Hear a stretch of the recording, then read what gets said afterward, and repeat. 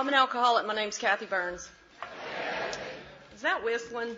Can y'all hear that? I have control. How's that? Is that a little better? Like I said, I'm an alcoholic. My name's Cathy Burns. I want to thank the committee for allowing me the honor to share my experience with you tonight. I love Oceanfront Conference, and I missed the tent one. That was what I heard was the fun one, and I missed that one. But I like being here, and I have a lot of friends here. I've met a lot of new people, and some of the people I've met here come down to North Carolina sometime, and I think that's just awesome. And and Alcoholics Anonymous is absolutely the most wonderful thing that's ever happened in my entire life, and I love what it's done to me and for me. I am nothing like I was before I found the program of Alcoholics Anonymous, and I thank you for that. I love the theme of the conference, spiritual awakening, because that's what I've had. I've had little change in attitudes that has allowed me to learn to live happy, joyous, and free inside my skin without something else to cover it up. And I am so grateful for that. I've looked for you all my life. And I don't want to go anywhere. I want to be right here.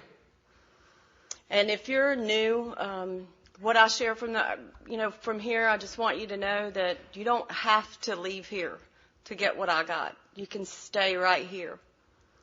I'm not one of those that came in and picked up one white chip. I've got quite a few, and I pray to God that I picked up my last on April the 28th of 2000. But you don't have to go back out to get it. You can stay right here, and it can happen for you. One thing I've learned is that Alcoholics Anonymous is about surrender, and that's the surrender of my thinking, because I don't know anymore, and I'm so grateful I'm still at that point of not knowing. The first time I came to you people, and before I came here, I had all the answers to everything, and my thinking was the best thinking. I knew what was best for me, what was best for you, and what was best for everybody else. And today I think the greatest gift I've ever been given is the gift of I don't know. Please show me. And I was taught a few things that, when I got behind a podium of Alcoholics Anonymous, to dress like a lady, because I was anything but a lady when I got to you. And I was taught to clean my mouth up at a podium and in a meeting, because all I knew when I got here was 4-letter words, and I'm going to try to do that to the best of my ability.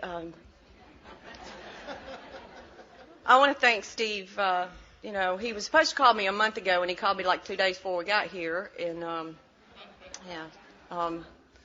that's all right. We talked for about an hour, and then when we got here and we started talking, I'm redneck, y'all. I'm total redneck, and my jokes are redneck, and the words I use are slang, and for some reason, every time I tried to kid with Steve, it just went right over his head, You had to fill him in on everything, so keep coming, honey. It gets better.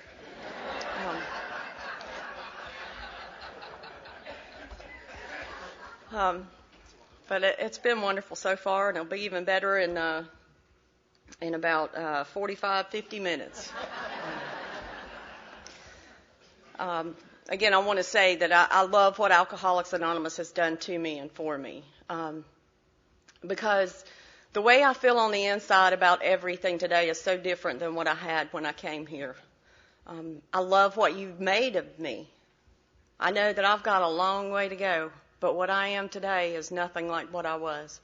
And the happiness and the freedom that I have on the inside today, I know is not from being free, from being locked down, but it's the freedom to be me, and that it's okay. And you've taught me who I am. You taught me who I am.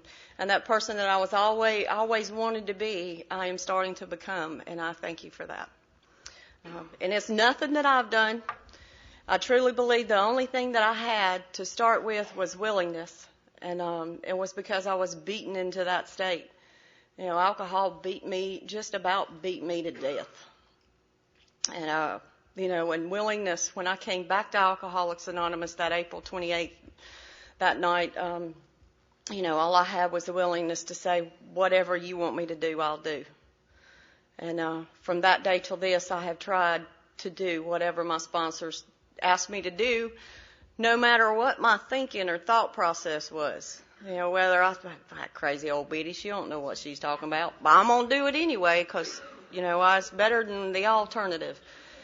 And, you know, and that's all I did. And from that point of having just that little bit of willingness, it's completely changed my life. And nobody's ever loved me like you love me. I was born in Spartanburg, South Carolina, July 7th, 1962. I am the second of 8 kids. My mom and dad has 5, and then he's got a second set of 3 kids. And, you know, I'm not going to stay too much in my childhood, hopefully. You know, I know that I had all the isms before I ever picked up a drink. I can remember around 3 years old, I started stealing stuff from my aunt. We lived with them, and I don't know what I was going to do with it, but I still stole it, you know.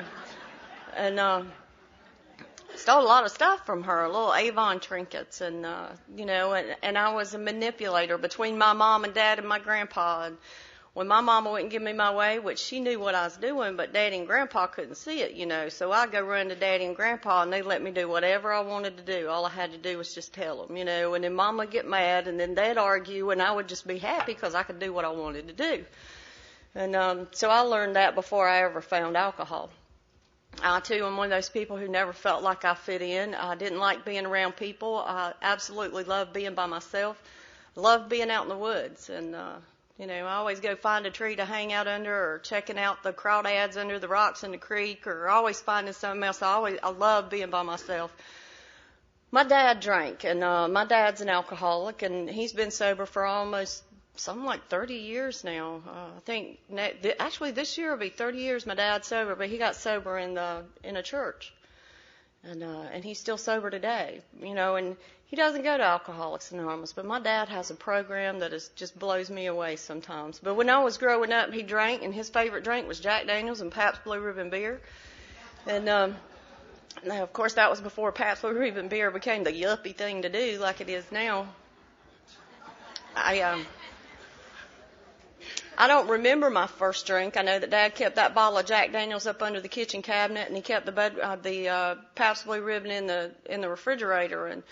And many times he would never be at home, and I'd always take a sip out of that Jack Daniels and then fill it back up with water, and he'd accuse Mama of watering the drinks down, and they argued a lot over that. And before I even knew what shotgunning was, I was taking them beers out of the refrigerator, poking a hole in the bottom of it, sucking the beer out, and putting it in the back. My dad always thought he had defective cans. Now, this was young, you know. This was like 7, 8 years old, you know. And I don't remember the effect at that time period, but I do remember when I was 13 years old. Yeah, like I said, I was very much a loner, never had a whole lot of friends. I did pretty good in school in the early years. And then I met Janet, and Janet drank. I mean, Janet was as crazy as I was. She was very much a loner, and we lived on Lake Hartwell at that time period. And if you lived in Lake Hartwell about the time I was 12 or 13, maybe you might want to come see me after the meeting. I might have some amends to make. But yeah, Janet and I used to go break in these little cabins, and you know, would steal their liquor, eat their food, lock it up, and leave. So we didn't want nobody else going in there. You know, we wanted to be able to go in there.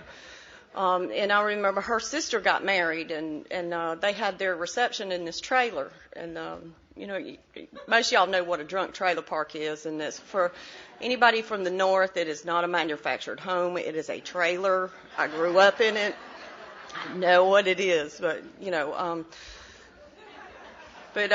you know, I remember walking in there, and they had Pabst Blue Ribbon in the cases stacked up in the corner, and we started drinking that night, and that was the first time I felt the effect produced by alcohol. Now, when I was, you know, from the time I was born until that time, I never felt like I fit in anywhere, and, you know, and just like everybody else stands up here and says, you know, once I found that, I love what our book says. It talks about, see, I was pretty much dangerously antisocial when I didn't drink, but when I found alcohol, I became dangerously social, and that's when I came out.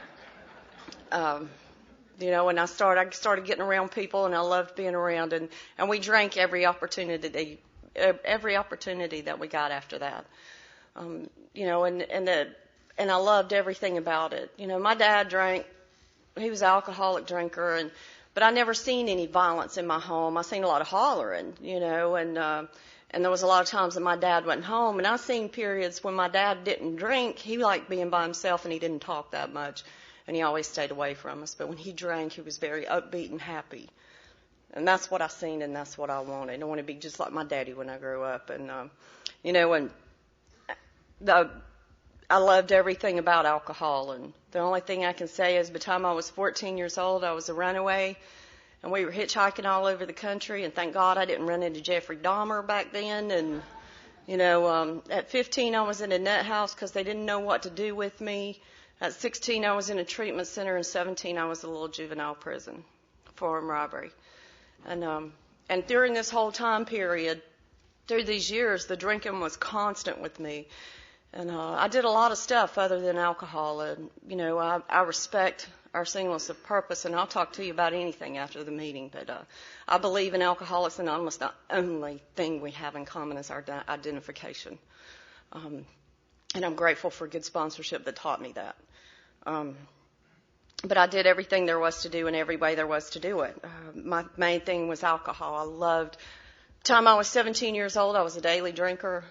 By the time I was 18, I had to have something in the morning to calm the shakes down, kind of like what I got right now. And, but I always thought I was hungry. I didn't know that I had to have the booze. I just woke up and you started drinking, and that's what you did. And I don't remember too much from the time I got out of that little juvenile prison. I found a place called the Little Rebel in the county, and they were little beer joints where the cops didn't go, and there was pickled pig's feet and deviled eggs up on the bar. And, in South Carolina at midnight, they locked the doors and nobody come out and nobody came in. And you were there all night long until they opened the doors up the next morning. And that's where I lived. I absolutely loved the bars. I loved everything about it. And that's where I stayed for a long time.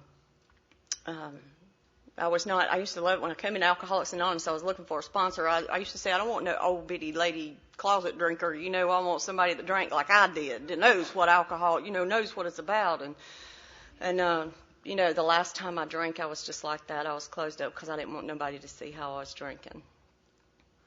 From 19 until about 26 years old, I don't remember too much. I know I woke up in a lot of different jails, a lot of drunk driving, and somehow or another around 19, 20, my drinking changed, and it became, I was pretty happy-go-lucky when I was drinking earlier, and then after about 19 or 20, my drinking changed, and I became very violent. And I would walk into a place, and I would find the biggest guy in there, and I don't know why I always, I got into a lot of fight with women, but it was mostly men. I always wanted to pick the biggest, baddest one out and go start something with him. And, and I started carrying a knife around with me at that time, and I'd cut you. That's, where that took me, just very violent drinking. I wasn't sitting on the bar crying, and, I was just very violent. When I was 26 years old, 27, I don't know dates. I try to go back and figure out what dates and what years and all that crap, and I just have no clue because I was in blackouts 24/7 at this time period. And there might have been maybe 5 days that I wasn't in a blackout in 5 years. From the time I came to, I had something in my hand until I passed out. Wherever it was, I passed out in whatever state it was. And I would wake up, with some stranger. And that's where alcohol took me. I'm not very proud of the things that I've done, but I'll never forget the first meeting I walked into. Of course, I didn't want to be there. And the woman that was sitting there talking, she talked about all the places she'd been and all the strangers she'd woke up with. And I said, man, that's me. Because I always heard that I was morally bad. And that's what I thought about myself. And I thought I was morally bad. I was incapable of doing anything different. When I got out of that prison and then about a year and a half of drinking and doing the things I was doing, I tried to go back home and I wanted to go back to school, and my mom and dad let me in their house for the last time, and I went back to school. I got me in school, and I was there for 2 weeks, and I found them, and they are who drank like I did. And within a month, I was back in the streets again because I just couldn't do it. And I always used to think that I'm not hurting anybody but myself. I hadn't been home in months, and probably almost a year, and hadn't called my mom, and I come driving up one day, and she come running out of the house and punched me dead in the nose. And she was going to identify her little girl's body in Raleigh the next day. A Jane Doe. She thought it was me. Then I didn't hurt anybody but myself.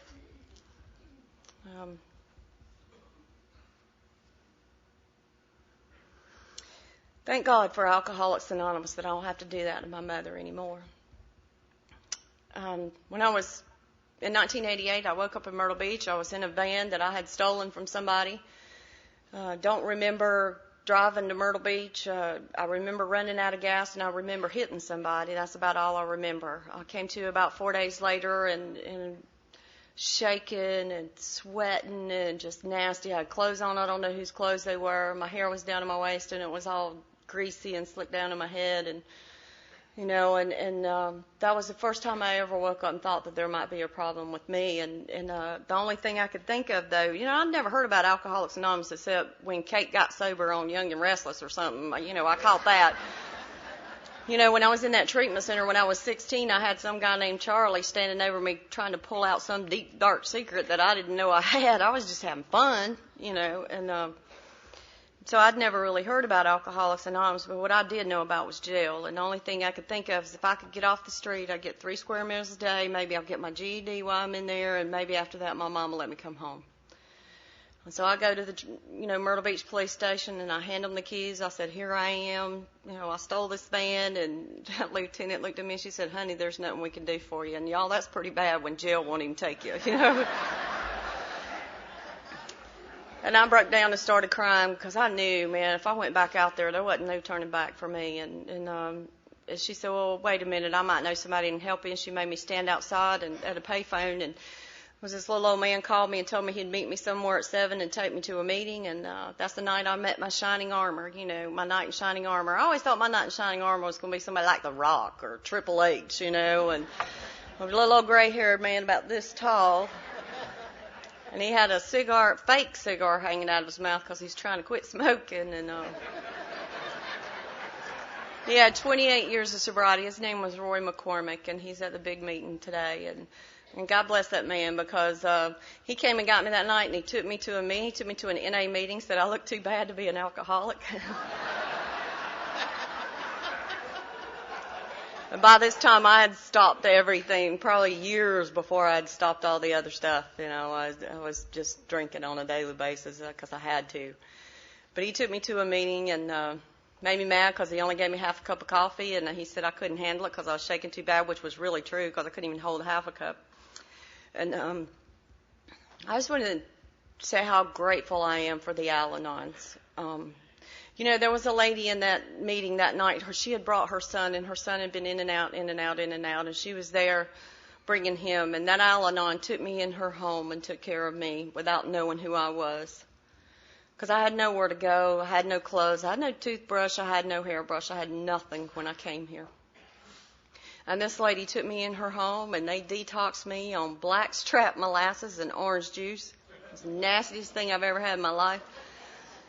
Actually, I had a girlfriend give me a gift a couple of weeks ago, and I opened it up, and it was a jar of blackstrap molasses and orange juice, and I immediately got that dry heave from the bottom of my gut.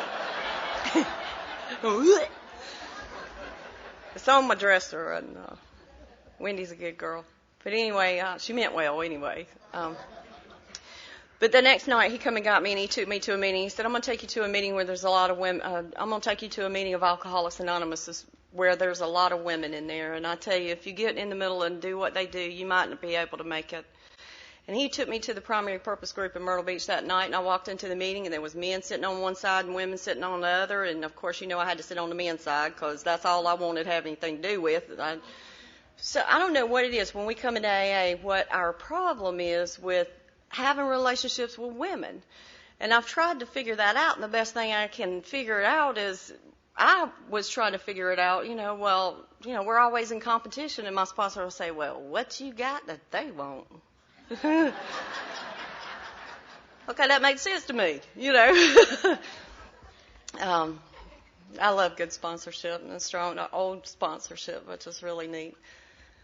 And but anyway, that group of women took me in, and they taught me about things like the love of a home group and getting active in service work and holding my hand out and, and looking for the woman who's in the room with that look on her face that's scared as I was when I came in, and grabbing hold to them and saying, hey, welcome. I'm just as scared as you are. And they said I could do that before I ever got here or started sponsoring other people, And I didn't have a car. I'd had 7 DUIs by the time I got here, so I had a judge tell me I'd never ever drive in the United States ever again. So I had a lot of people who come and pick me up for meetings, and I love to get those girls today who say, well, I can't get there. I ain't got no way. And I'm going like, I rode a bicycle for 2 years to a meeting, and you can too. And people will come and get you if you call. All you got to do is pick up the phone and call. They did for me.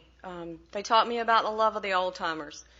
And I am so grateful for the old-timers and Alcoholics Anonymous who wants to keep this thing the way it was, because I do too. And there's a lot of us out there that want to. And if you have an old-timer in your area, then you don't know where they're at, man, go find them.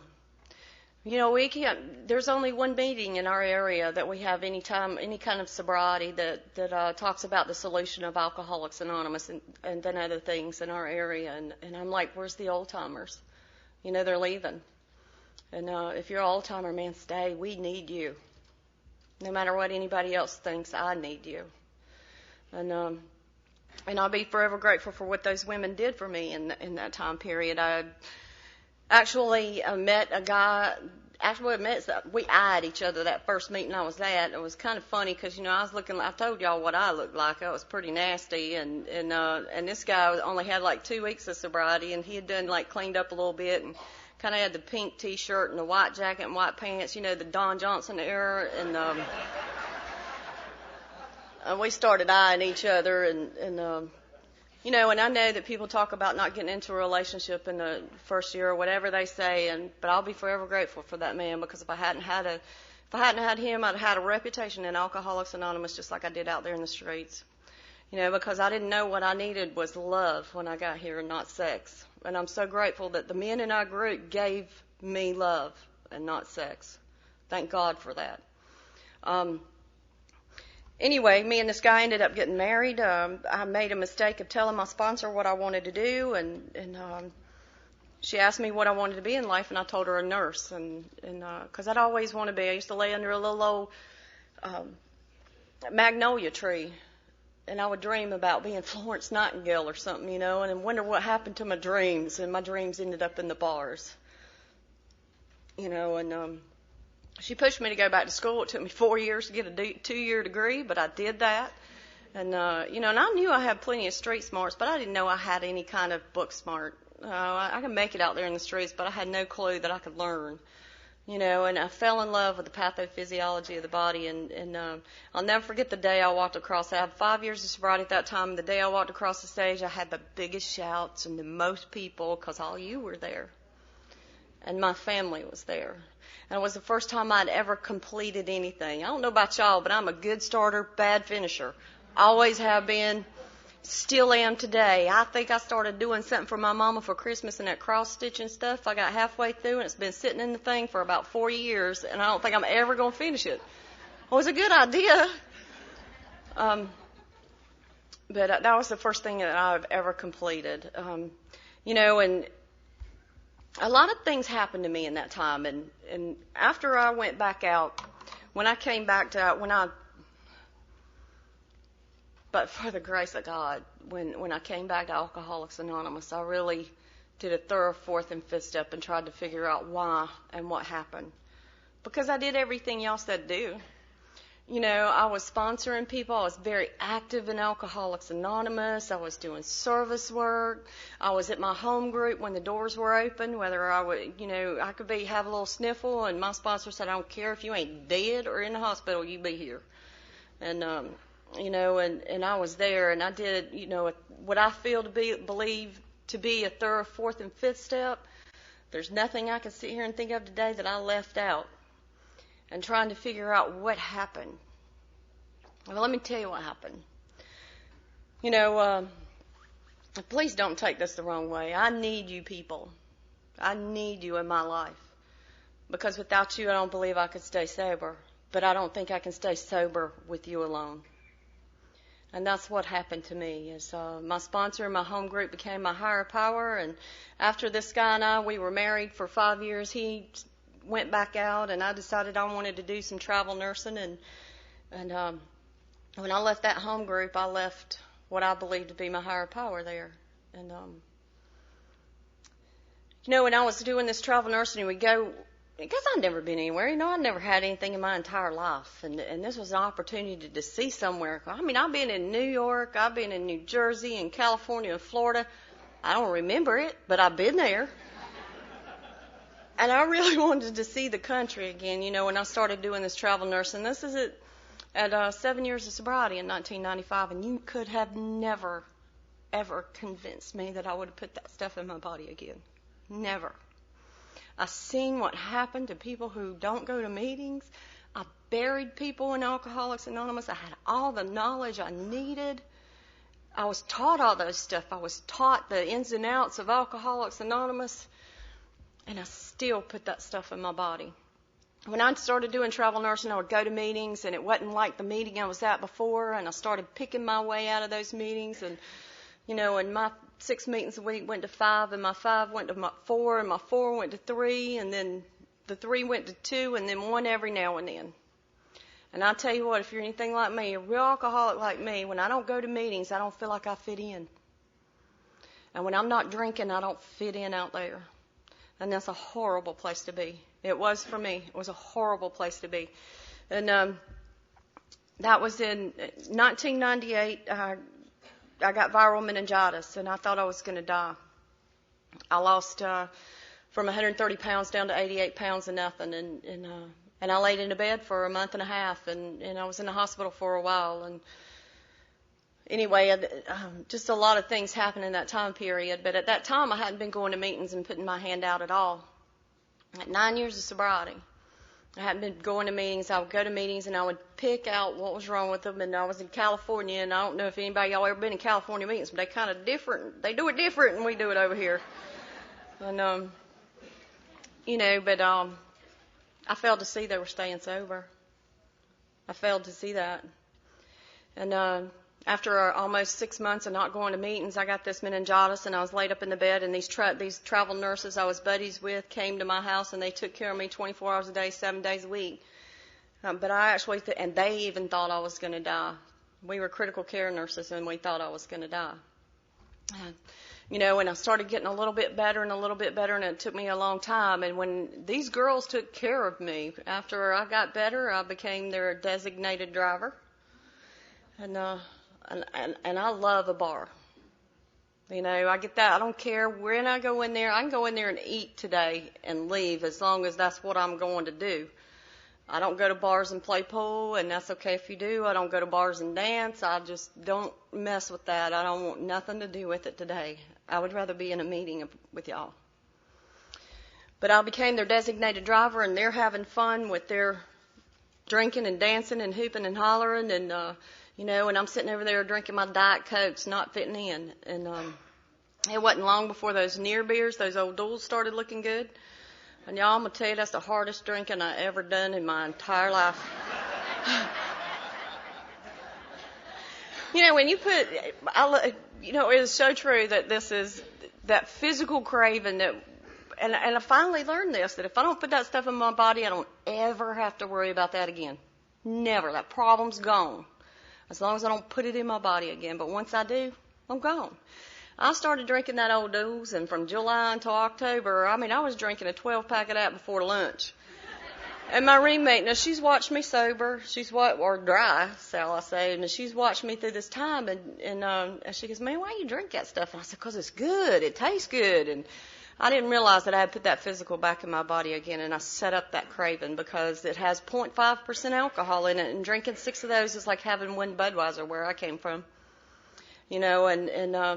So I was drinking this. So I was man, you got to pee a lot when you drink that. And I drank a lot of beer. That was my main thing. That was my maintenance. But that was some hard drinking, I'm telling you. And it wasn't long in October of 98.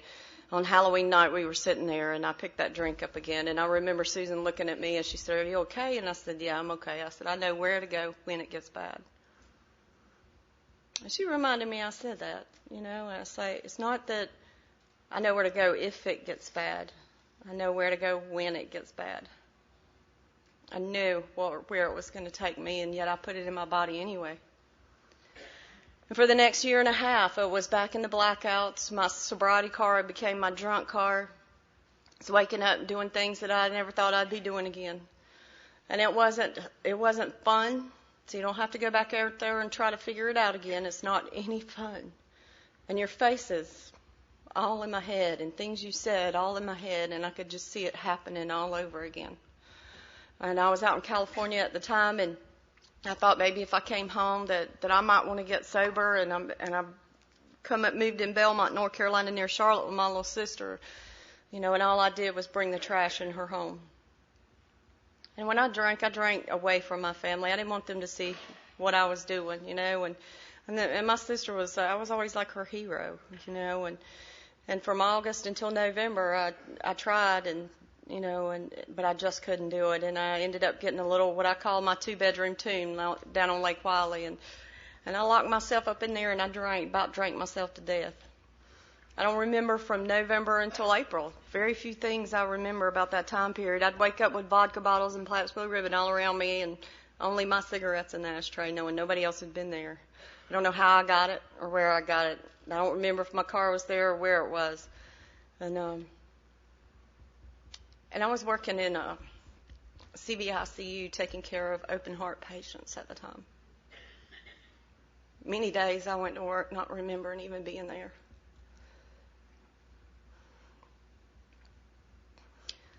And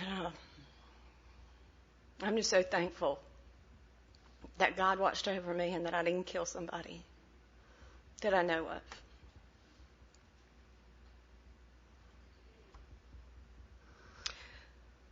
In April, on a Tuesday, my little sister called me and asked me if I wanted to go to a wrestling match, and I said, yeah, and I grew up with wrestling. We all did love it, love Wahoo McDaniel,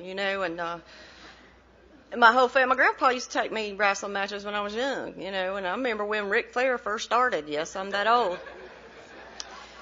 And we know it's fake, and I'm sorry if you didn't. I didn't mean to bust your bubble. But, I don't remember going, I don't remember coming home. I remember coming to the next day, and I called my little sister, and she was very short answers, yes, no, bye. And Thursday I went to her house, and when I walked in the door, I seen that look of disgust that I never ever thought I would see on my little sister's face. And she said, Cathy, I love you, but I can't stand to watch you killing yourself. I don't want you around me. I don't want you around my husband. I don't want you around my boys. And she kicked me out of her life. And I went home that night, and I drank, and I drank, and I drank, and I drank. And my body was drunk, but my mind wasn't, and I couldn't cut it off. And I know most of you know what I'm talking about. It was that horrible state where you just can't. People say that's the point alcohol quits working or when it quit working. It's like, and I don't know if it quit for me. I just know it didn't numb it. It didn't stop my thinking. I didn't start out drinking to stop my thinking, but it ended up that way. And thank God for the steps of Alcoholics Anonymous that's given me the tools to stop my thinking today. Thank God. This was on Thursday night. I ended up passing out, and the next day was Friday, April 28th of 2000, and I don't remember too much. The only thing I remember is I was cold as I'd ever been on the inside. I was so cold, and I just wanted off. I wanted the pain to stop. I wanted off. I tried to come back in and I had like 15 white chips in that year and a half. I'd walk in a meeting, and I want to be there 15 minutes after I was there. I knew I was going to take a drink, and I forced myself to pick up a white chip, hoping against hope I'd get that feeling, that gut feeling that I had before, and it never came. Never came. I wasn't ready to put the plug in the jug. And but anyway, that Friday morning I got up and I called intergroup, and I found where a meeting was, and it was the Three Oaks meeting in Gastonia. And I pulled up in that meeting with all intentions of not being there anymore. And the only thing I could think about was what I used to hear when I was here, and that was that some of us have to die so that others can live. And then my thought process was that if I've got to die, then maybe somebody else can live. And I pulled up in that meeting, and I had my 45 in the seat beside me, and it was already cocked, and all I had to do was unlock it. And And I turned around and I seen all these people standing outside that meeting at 7:30, and I picked the gun up because I knew there was no way out. There was the only way out. And I put that gun to my head, and I can remember feeling that steel against my temple. And as I'm unlocking it, I hear a voice in my head that said, "Try it one more time." People say God don't talk to you, but I believe that He spoke to me that night.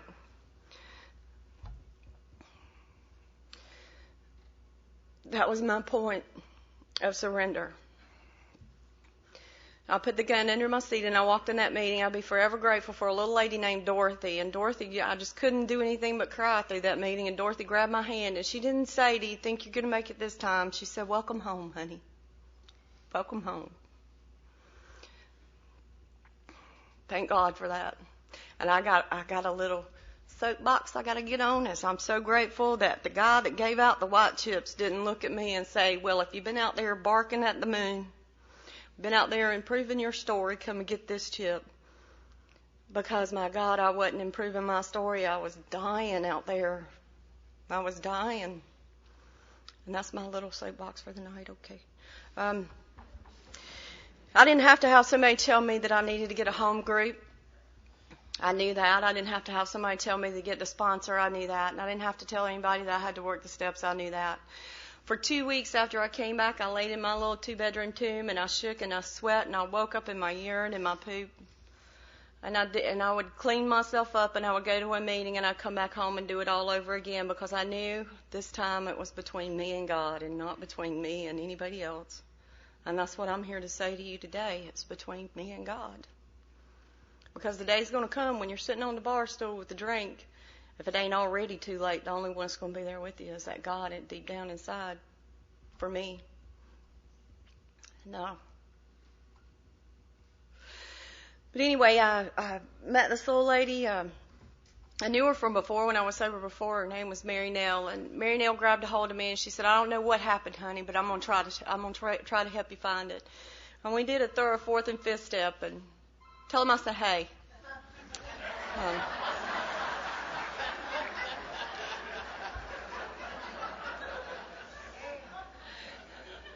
I'm just messing with them.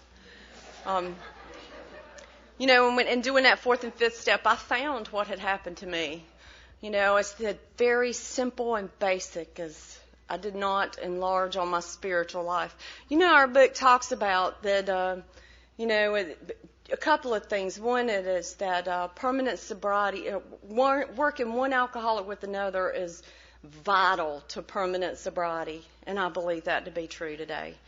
And that, it's a daily reprieve contingent on our spiritual condition, and I believe that.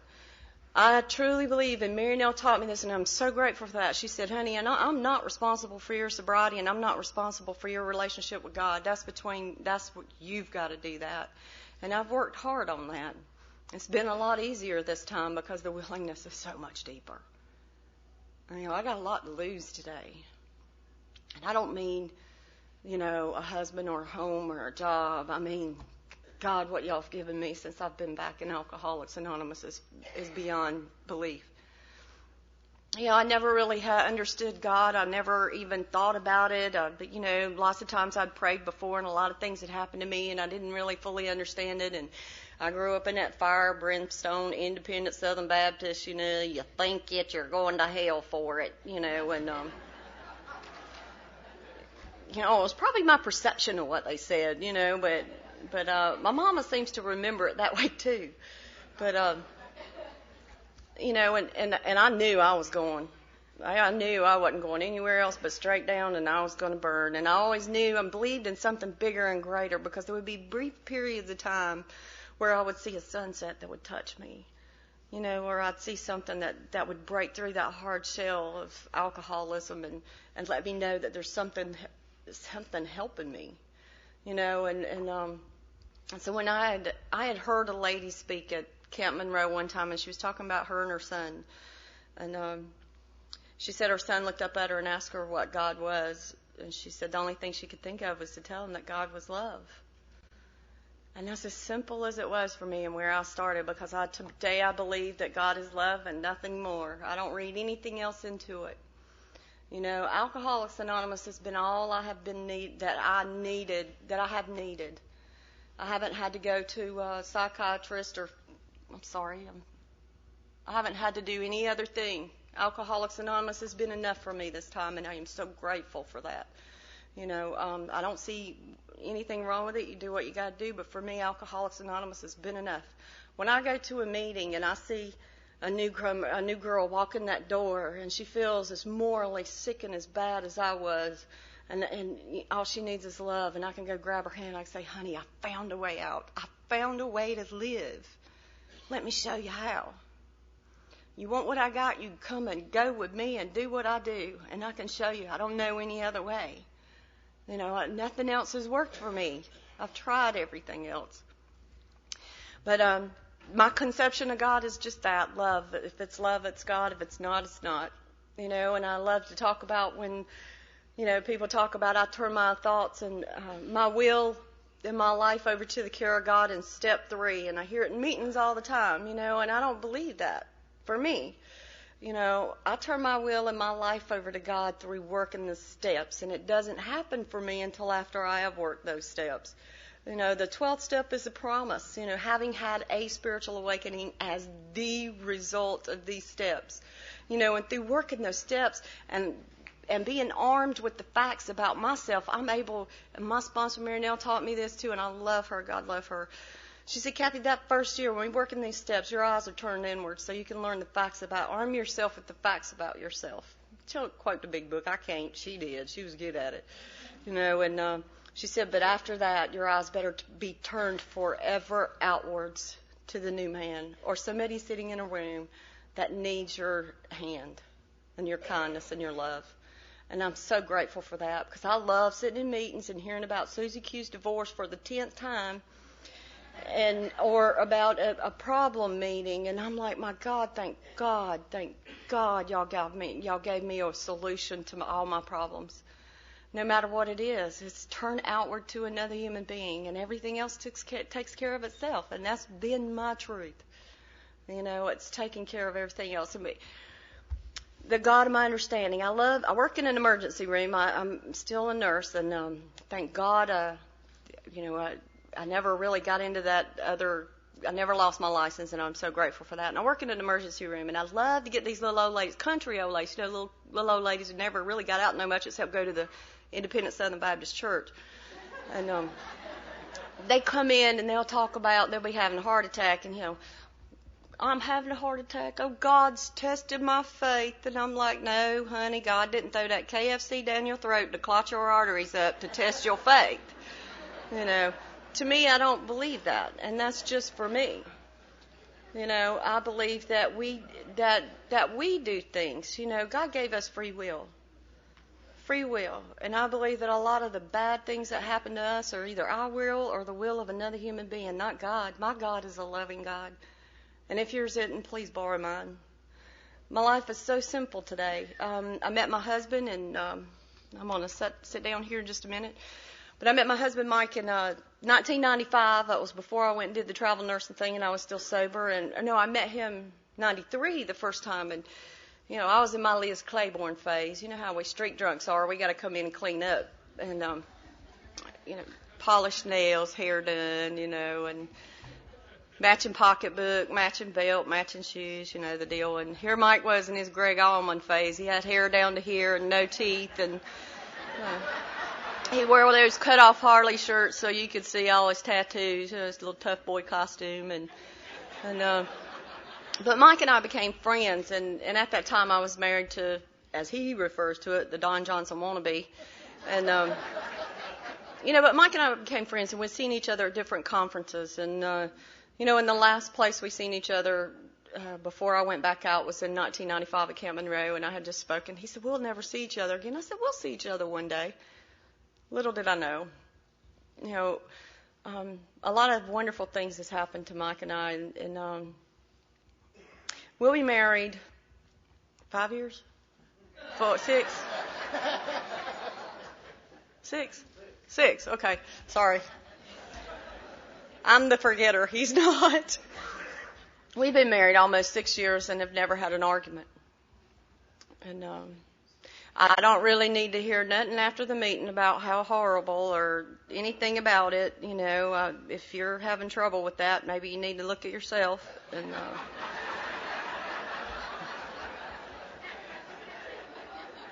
we had this lady, I got to tell this. We had this lady that come up to us, and we had just gotten married. Actually, she brought us a cake. When we got married, we went to a meeting of Alcoholics Anonymous. On our honeymoon, we went to a meeting of Alcoholics Anonymous. Our whole life is Alcoholics Anonymous. That's what we put first in our relationship, and maybe that's why our relationship is the way it is. It's called unconditional love. Isn't that what y'all teach? No matter what I do, it's that unconditional love. And I thank God I got a husband and not a daddy. But this lady, I seen her at a conference, and we had been married a few months, and she said, and I was talking about not having an argument. She goes, "Oh, that's just so wrong. You got to have an argument. Everybody's got to have an argument." Talk about making up stuff, and I'm like, we don't have to have an argument to make up, But, the next year she come up to me and she tapped me on the shoulder and she said, "So tell me about it." I said, "Tell you about what?" She said, "About your first argument." I said, "Well, when we have one, I'll let you know." She said, "That's just so wrong. Everybody argues. This is so wrong. That's not right. That's not right." So she leaves, and the next year comes up, and I go tap her on the shoulder, and I said, "We still have an argument." She said, "That's so wrong. I know. I've been married 7 times.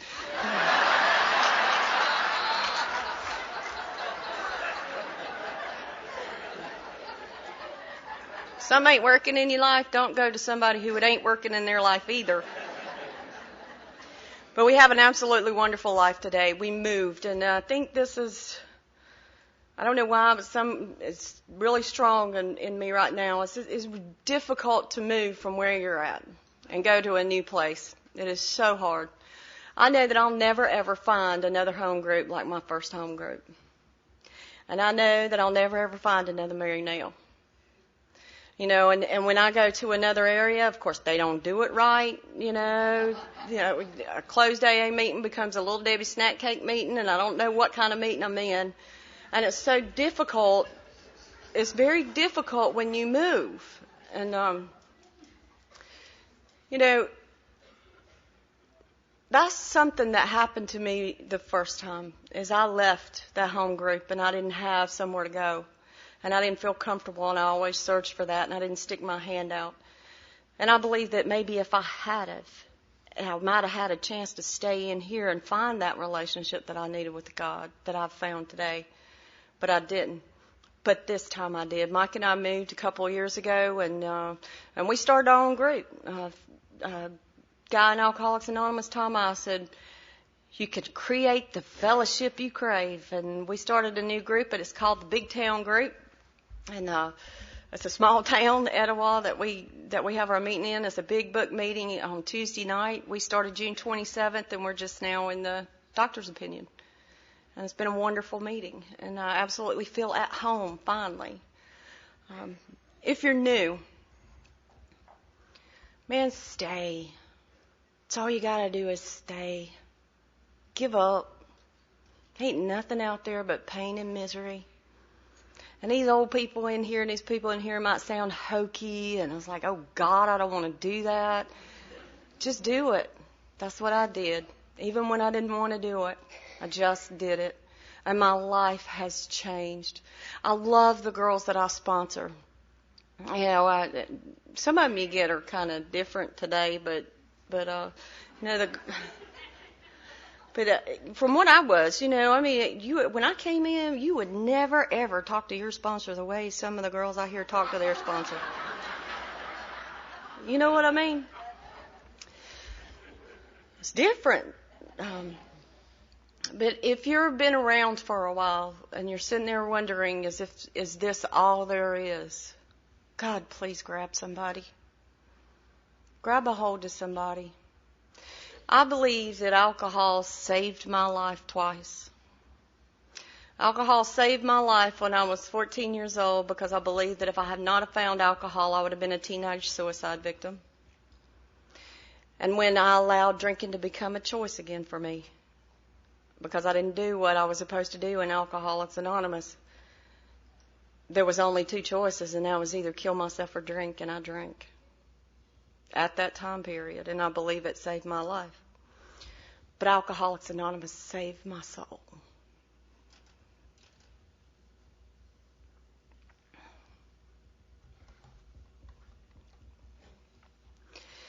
If you don't have a God of your understanding, please grab mine. God is love, nothing more, nothing less. And I love that concept. I don't believe that God tests me. I believe that I create my own misery. I believe what our book says. There's a movement in our area that they say it's experience, strength, and hope, and not the big book, and I beg to differ. I find me all in that book. Again, I want to thank the committee for asking me to be here. It's been an honor. And if they hadn't anybody told you that they love you today, just like that guy said up here one other time, maybe you ought to look into it. Thank you.